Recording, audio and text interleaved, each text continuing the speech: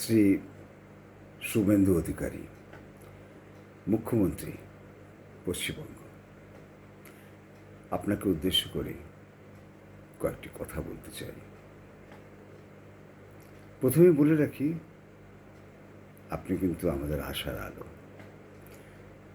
আপনি এক প্রচণ্ড প্রতিশ্রুতি নিয়ে 15 বছর ধরে যে অন্যায় অবিচার হয়ে এসেছিল সেটা শেষ করে নতুন এক দিগন্ত খোলার আপনি এক আশা দিয়ে এসছেন পশ্চিমবঙ্গের জনতাকে। আপনি অনেক একটা ভালো স্বপ্ন, ভালো ভবিষ্যতের আপনি পথ আমাদের দেখিয়েছেন। কিন্তু একটা কথা বলুন, যে কয়েকটি লোককে আপনারা চিহ্নিত করেছিলেন সব থেকে বেশি দুর্নীতিবাজ বলে, তাদেরকে তো আটকাতে পারছেন না। অভিষেক ব্যানার্জি ব্যাপারে আপনি, আপনার দলের লোকেরা এবং অন্যান্য অনেক লোকেরা অজস্র বলে এসছে, বুঝিয়ে এসছে পাবলিককে যে কত বড় সে দুর্নীতিবাজ। ভিডিও রয়েছে, অনেক কিছু রয়েছে, কিন্তু সুপ্রিম কোর্ট তাকে বিদেশ যাওয়ার অনুমতি দিল চিকিৎসার জন্য। সাধারণ জনতা, তাদের কথা তো কেউ শোনে না। তারা কি মাঝরাতে গিয়ে এরকম কোনো সুযোগ সুবিধা পাবে সুপ্রিম কোর্ট থেকে? পেয়েছে। আপনারা কিচ্ছু করতে পারলেন না। পুরো শাসনতন্ত্র আপনাদের কাছে। সিআইডি, আরও যে সংস্থা রয়েছে, পুলিশ, সিবিআই, সমস্ত কিছু আপনাদের হাতে। কেন্দ্রে আপনাদের শাসন, কিচ্ছু করতে পারলেন না। এতগুলো মামলা ঝুলছে, আটকাতে পারছেন না। তার অ্যাকাউন্ট ফ্রিজ করা হয়েছিল, এখন শুনছি নাকি নোটিশ দেওয়া হয়নি বলে তার সে সিজ কার্যকর করা হবে না। এই সুপ্রিম কোর্ট, হাইকোর্টে কারা বসেন? অন্য কোনো প্ল্যানেট থেকে আসা দেবতা তুল্য লোকেরা বসেন, কি আমাদের আপনাদের মতন সাধারণ মানুষের মধ্য থেকে যোগ্যতা অর্জন করে কিছু লোক জাজ হয়ে বসেন? যেহেতু তোরা মানুষ, তাদেরও ভুল হয়।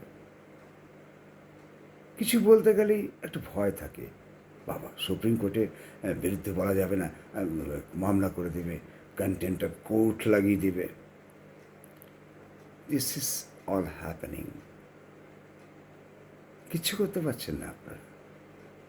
তাই একটা আশা ভঙ্গের একটা সূত্রপাত ঘটছে। আবার বলি,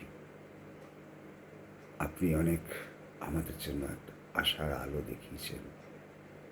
আপনাকে আমরা ভালোবাসি। একটু দেখুন এই দুর্নীতিবাজ লোকগুলোকে কি করে শাস্তি করা যায়, তাদের জন্য কিছু করুন। সুপ্রিম কোর্টে কি সব আপনাদের হাতে কোনো ক্ষমতা নেই? কেন সিবিআইয়ের লোকেরা গিয়ে পাল্টা সুপ্রিম কোর্টে যায় না, জানায় এই অর্ডার আমরা মানি না, এই অর্ডার চ্যালেঞ্জ কেন করে না?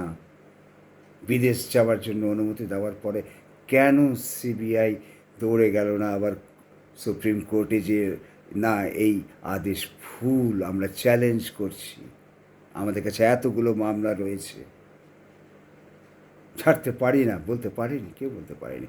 আপনি চুপ, শাসনতন্ত্র চুপ, পুলিশ চুপ। অন্যায় কি এভাবে দমন করা যায় না শুভেন্দুবাবু? আমারও তো বয়স হয়েছে, দুনিয়া দেখেছি। অন্যায়কে দমন করতে হলে আপনি যে প্রতিজ্ঞা করে বসে আছেন, তাকে ফলীভূত করতে হবে আরও কঠোর হস্তে। কিন্তু কঠোর হস্তে মানে অনেক কিছু আজকাল হচ্ছে যেটা হওয়া উচিত নয়। সেখানে আবার আপনাকে একটু চিন্তা করতে হবে। বেশ কিছু লোক আপনার দলের নাম নিয়ে কিন্তু অনেক কিছু করছে। ধীরে ধীরে লোকের মনে আপনাদের সামনে এক বিরূপ ছবি, এক বিপরীত ছবি তৈরি করছে। সাবধান হয়ে যান শুভেন্দুবাবু।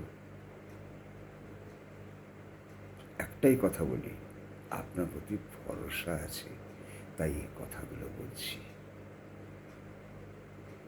চিন্তা করবেন, ঠিক আছে?